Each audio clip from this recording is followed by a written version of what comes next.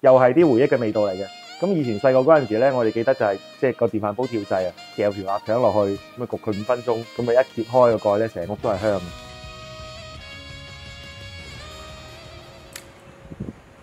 大家好，歡迎翻嚟。咁啊，我記得咧以前後生嗰陣時咧，就啱出嚟做嘢。咁嗰陣時公司樓下咧有間快餐店啊。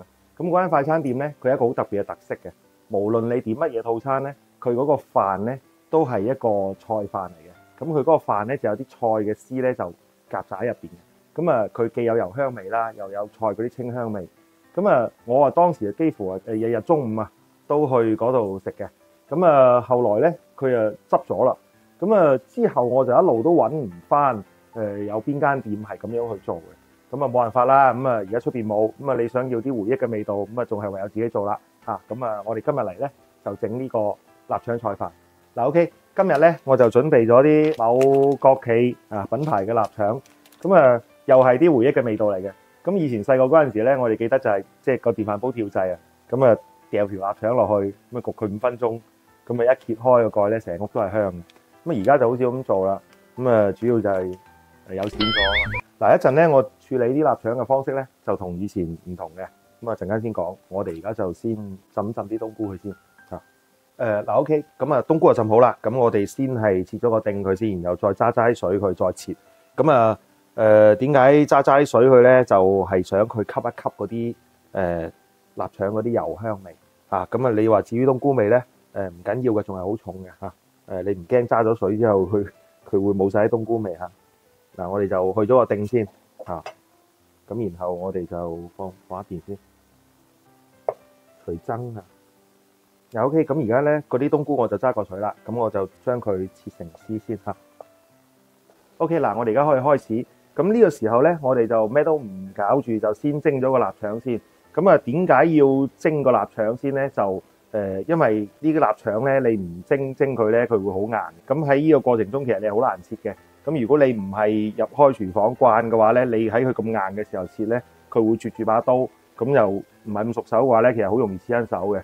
咁第二個咧就係我哋蒸佢嘅原因咧，就係等佢嗰啲油出一出。咁其實多少都去啲油益味啦，因為啲臘腸嗰啲油咁耐咧，佢肯定有啲唔好嘅味道。咁啊，同埋就係你會去咗啲油就稍為健康啲啦。咁啊，第三咧就係如果你而家切片咧，你係可以切到好靚，因為佢比較硬。咁但係咧，當你陣間去擺落啲飯嗰度嘅時候咧，咁佢一受熱嗰啲臘腸就會捲起身啊，即係佢切完片之後捲起身。咁其實就唔係唔好睇嘅。咁所以我哋而家就先蒸一蒸啲臘腸先，吸蓋蒸佢大概10分鐘度啦。OK， 咁啊而家就係等。OK， 咁我哋而家咧就米就洗好啦，咁我哋就呢個時候就可以煮飯啦。OK， 而家趁煮飯呢個時間咧，我哋其實有20分鐘嘅空檔期咧，可以處理下啲菜先嘅。咁我哋就準備咗啲上海青。咁上海青咧就其實我哋就係要中間呢一段深呢一段嘅啫。咁啲菜葉咧我哋就盡量係唔要嘅，因為咧陣間會撈落啲飯嗰度嗰啲菜葉咧，其實就唔係咁靚，同埋口感唔係咁好嘅。我哋就將呢度嗰啲菜葉咧就切咗佢。咁當然你唔使話切到咁精細，就咁吹毛求疵啦。你就喺度你基本上切一刀，你就大部分嘅菜葉唔要，咁就 OK 噶啦。咁然後咧呢一個心呢度咧，你就開一刀就切咗佢，切碎之後再去洗，咁就唔使話而家洗完之後我哋再去改刀嚇。咁而家你就會得到大概係咁樣嘅一種狀態。咁你就再去將佢切碎佢。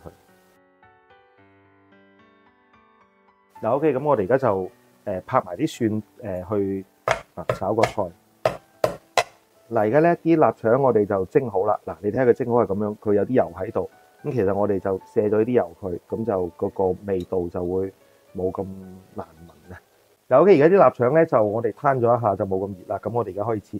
咁我哋就斜切啦，將佢嗰個面積再大啲。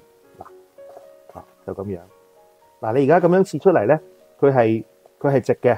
咁你陣間再放翻落飯面度，佢就唔會捲得咁犀利。如果你頭先係唔蒸嗰啲臘腸咧，你直接放落飯面咧，切成咁再自己放落飯面咧，佢真係捲到係咯，捲呢個詞好流行。OK， 咁而家我哋嚟炒咗個菜先嚇。咁炒菜就好簡單嘅，咁自己腦補啦嚇。咁我哋先燒熱隻鑊。最好咧就落多少少油。因為陣間咧我哋啲菜咧撈落啲飯嗰度嘅，咁佢其實就有啲油香味就會好食啲。同埋我哋而家要炒呢啲菜咧，就盡量落多少油咧，就係盡量令到佢高溫啲啊！我哋嘅目的咧，其實就將啲菜炒到佢出水，然後我哋就隔緊少少水佢，唔好水汪汪咁再撈落啲飯度，咁就唔好食嘅。OK，而家飯就煮好啦，我哋打開佢，然後就將啲冬菇咧先掃落去先，鋪開佢，然後我哋再將啲臘腸再鋪開佢。嗱，唔使擺靚噶。